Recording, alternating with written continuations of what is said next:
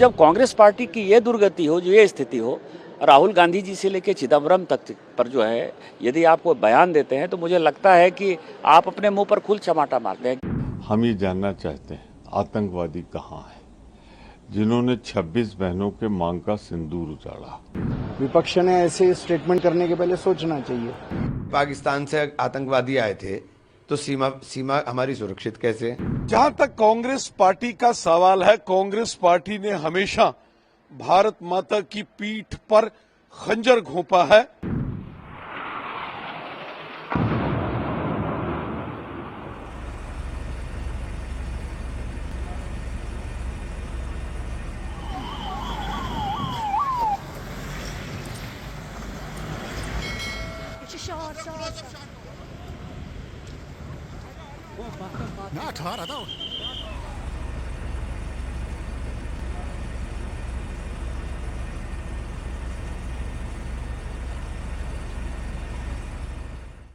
ये जो कांग्रेस है ना, ये देशद्रोही संगठन बन गया है। कांग्रेस इसने आज़ादी के आंदोलन में भाग लिया।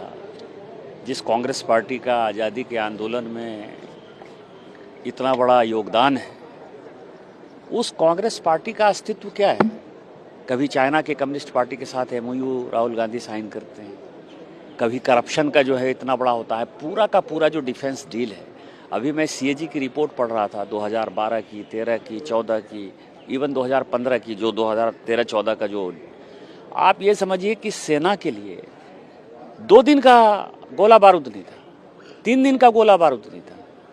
इस तरह के डिसीजन हुए जो, मान लीजिए कि ट्रेनिंग के लिए, एयरफोर्स की ट्रेनिंग के लिए कोई यदि विमान खरीदना है तो 25 साल से कांग्रेस ने उसके ऊपर फैसला नहीं किया, क्योंकि कमीशन और डील जो है तय नहीं हो पाया था। तो जब कांग्रेस पार्टी की ये दुर्गति हो, जो ये स्थिति हो, राहुल गांधी जी से लेकर चिदम्बरम तक पर जो है, यदि आप कोई बयान देते हैं तो मुझे लगता है कि आप अपने मुंह पर खुद चमाटा मारते हैं, क्योंकि उन लोगों ने इस देश को बेचने का फैसला कर रखा था। बीच में मोदी जी आ गए और इतना मजबूत नेतृत्व उनको पच नहीं रहा है।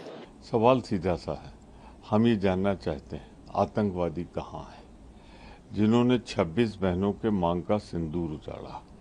सरकार अभी तक अक्षम है, सरकार अभी तक असफल है, जानबूझकर या अनजाने में। आज तक पुलवामा की घटना की पुनरावृत्ति हो रही है। अभी तक हम नहीं जानते कहाँ से आए थे बारूद, कौन थे वो लोग, और आज फिर ये हो रहा है।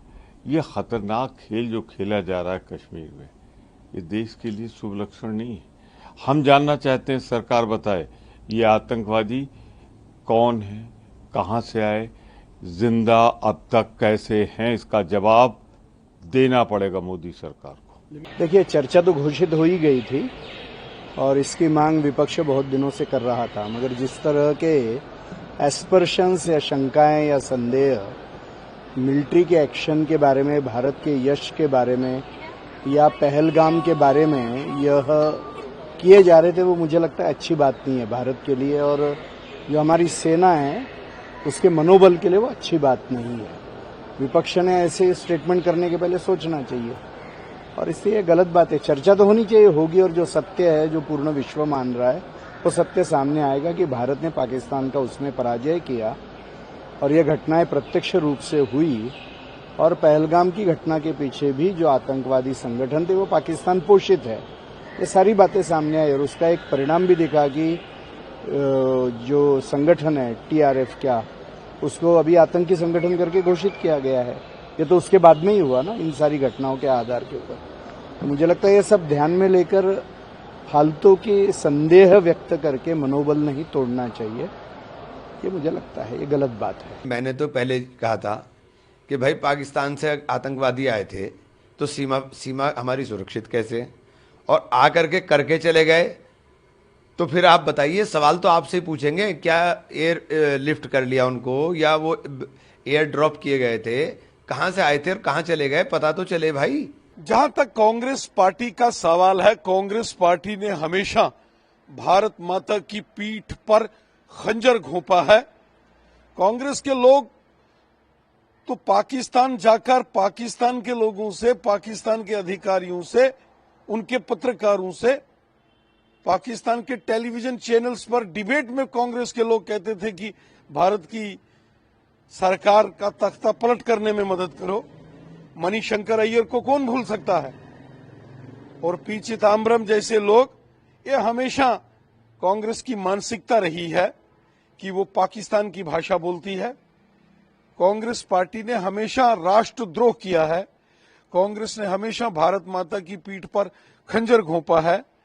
कांग्रेस पार्टी के बयान, कांग्रेस पार्टी की डिबेट्स, कांग्रेस पार्टी के वक्तव्य सुनकर ये लगता ही नहीं कि कांग्रेस पार्टी भारत का कोई राजनीतिक दल है।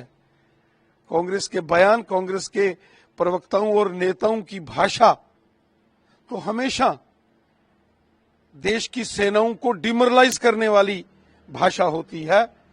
सेनाओं का मनोबल गिराने का काम कांग्रेस ने किया। राष्ट्रवादी शक्तियों को कमजोर करने की साजिशें